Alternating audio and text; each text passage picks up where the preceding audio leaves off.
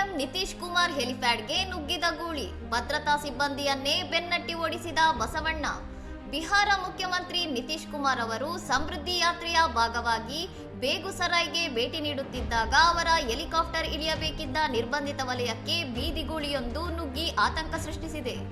ಬಿದಿರಿನ ಬ್ಯಾರಿಕೇಡ್ಗಳಿಂದ ಭದ್ರತೆ ಒದಗಿಸಲಾಗಿದ್ದರೂ ಗೂಳಿ ದಿಢೀರ್ ಒಳನುಗ್ಗಿದ್ದರಿಂದ ಸ್ಥಳದಲ್ಲಿದ್ದ ಅಧಿಕಾರಿಗಳು ಮತ್ತು ಎನ್ಡಿಎ ನಾಯಕರಲ್ಲಿ ಭೀತಿ ಉಂಟಾಯಿತು. ಗೂಳಿಯನ್ನು ಓಡಿಸಲು ಪ್ರಯತ್ನಿಸಿದ ಪೊಲೀಸ್ ಸಿಬ್ಬಂದಿಯನ್ನೇ ಅದು ಬೆನ್ನಟ್ಟಿದ್ದು, ಪ್ರಾಣ ಉಳಿಸಿಕೊಳ್ಳಲು ಪೊಲೀಸರು ದಿಕ್ಕಾಪಾಲಾಗಿ ಓಡಬೇಕಾದ ಪರಿಸ್ಥಿತಿ ನಿರ್ಮಾಣವಾಗಿತ್ತು. ಅದೃಷ್ಟವಶಾತ್ ಘಟನೆ ನಡೆದ ಸಮಯದಲ್ಲಿ ಮುಖ್ಯಮಂತ್ರಿಗಳ ಹೆಲಿಕಾಪ್ಟರ್ ಇನ್ನೂ ಇಳಿದಿರಲಿಲ್ಲ. ಗೂಳಿ ಆವರಣದಿಂದ ಹೊರಹೋದ ನಂತರವಷ್ಟೇ ಪರಿಸ್ಥಿತಿ ಹತೋಟಿಗೆ ಬಂದಿದೆ.